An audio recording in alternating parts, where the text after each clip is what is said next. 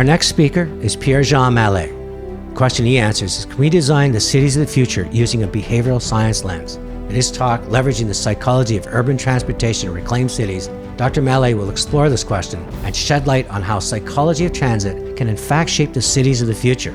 His belief is that efficient, sustainable transportation systems are key to providing a better quality of life for city dwellers and for protecting the environment. Behavioral science provides a framework to study and apply the psychology of transit and facilitate the transition from solo driving to multimodal transit.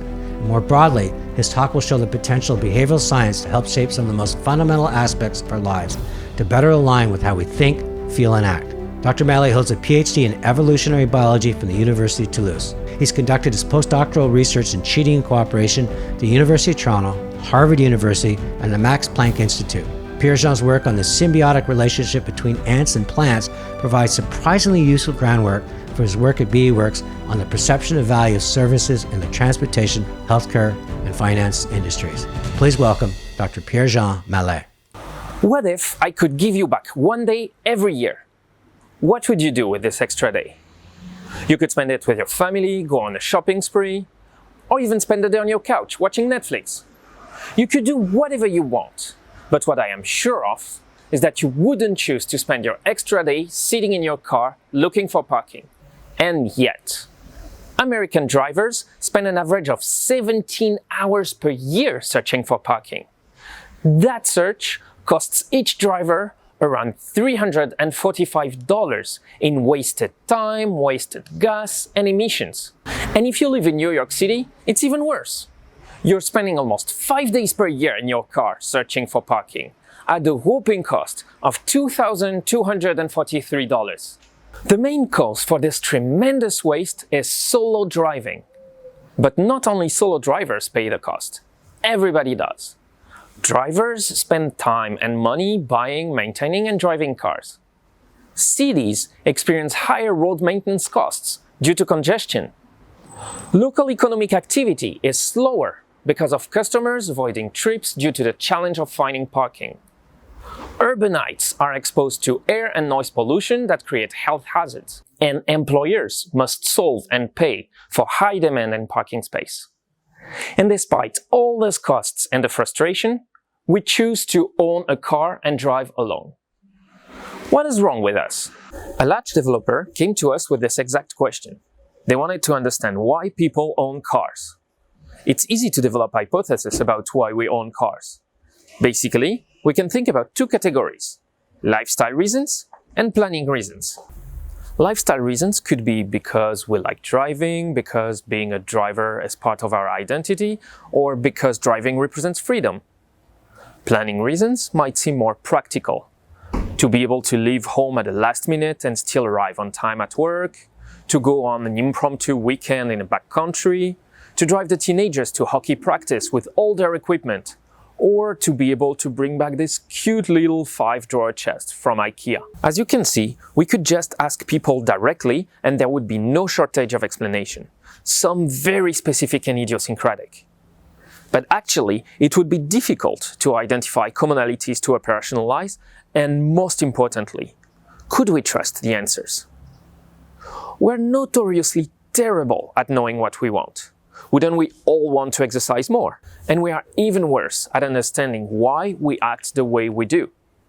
We tend to rationalize and justify our actions with the reasons that seems more elegant instead of the real reason. It feels better to say that we want a car to shelter our kids from the weather rather than admitting that we just want to show off with our brand new SUV. So we probed into the psychology of car owners. Instead of asking directly, why do you own a car? We presented car owners with different options for alternative modes of transportation, and we asked them to pick the one option that had the higher potential to convincing them to give away their car. Each aspect of each option was carefully crafted to reflect a cognitive bias related to transportation. Some options were strong on lifestyle aspects, some others were stronger on planning aspects, and some were mixed. By making choices iteratively between these options, car owners revealed their preferences for some aspects without having to rely on introspection. And what do you think happened? What do you think is the main reason for people to own a car? It was not a lifestyle reason. It's a planning reason. And the psychological mechanism behind the attachment that we feel to our car is uncertainty aversion. We want to have a car to know exactly when we will leave, how long it will take, what route we will take, and at what time we will arrive. And of course, we want to have a car just in case we need emergency transportation. We really believe that we have more control over our life when we own a car, and that provides us peace of mind. People prefer 100% perceived reliability of cars over 99% reliability of bus.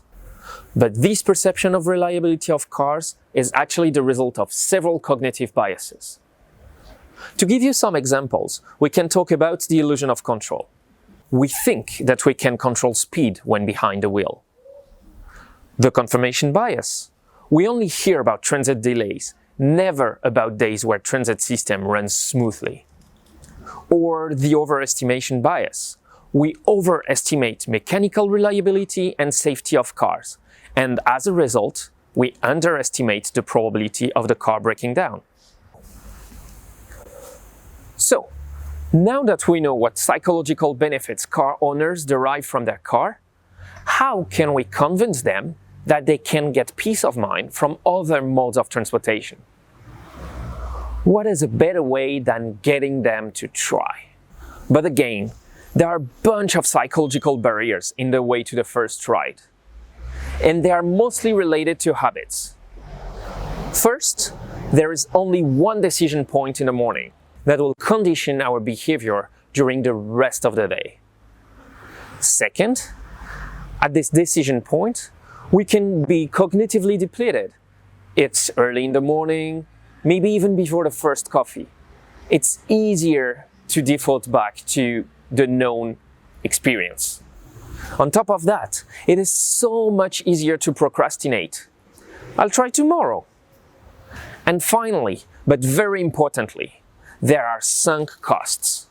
We spend a lot of money buying this car. We have to drive it to justify the purchase. These barriers prevent experimentation, even when it could be beneficial to us and improve our lives.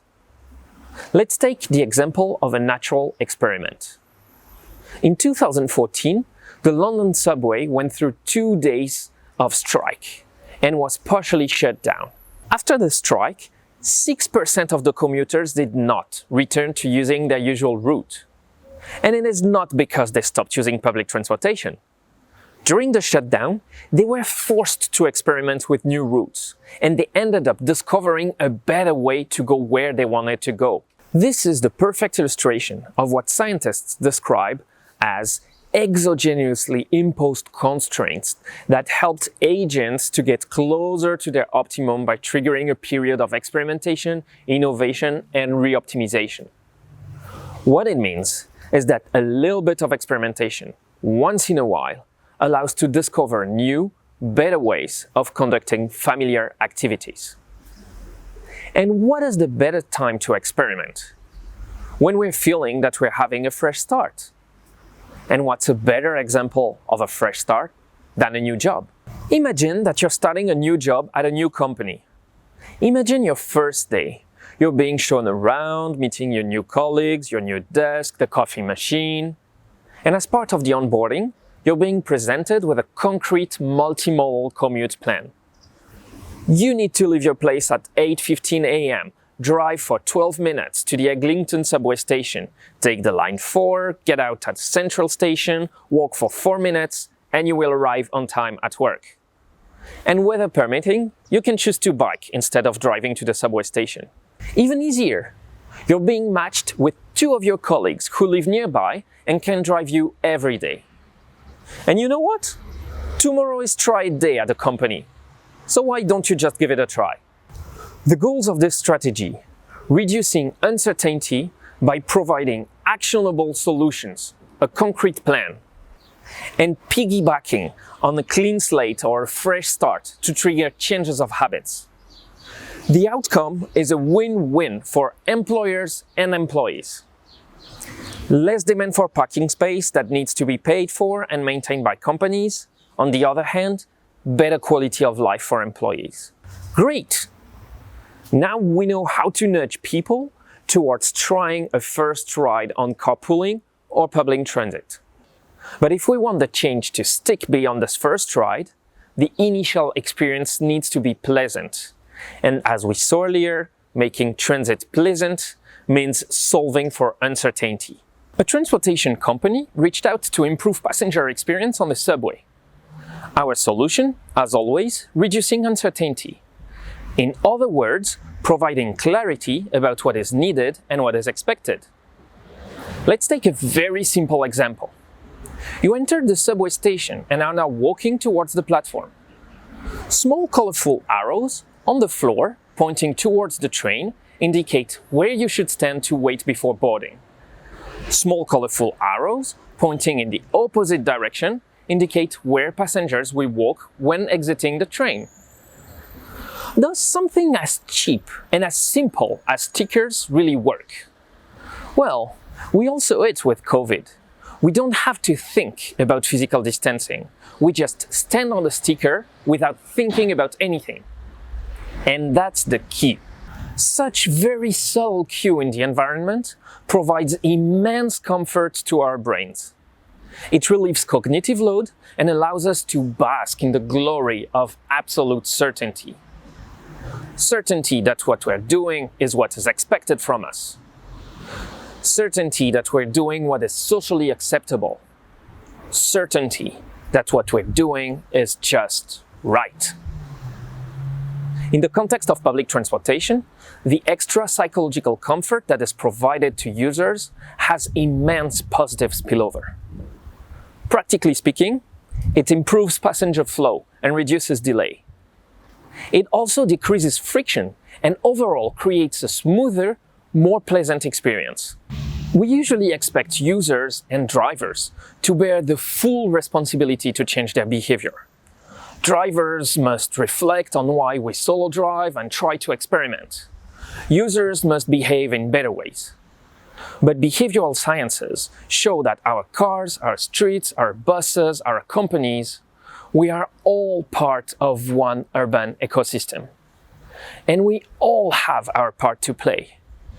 City planners and developers, they can provide value to urbanites by organizing living spaces around multimodal transportation instead of cars. Service providers, such as ride-sharing or transit companies, they can solve for uncertainty and increase mental comfort by providing cues to make the environment easy to read and navigate.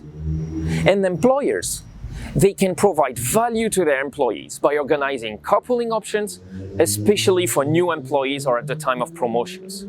We go to great length to shield ourselves from uncertainty. But if there is one thing that we can be sure of, it's that when it comes to imagining the transportation of the future, or just planning tomorrow's subway ride, we cannot and we do not travel the journey alone. Thank you.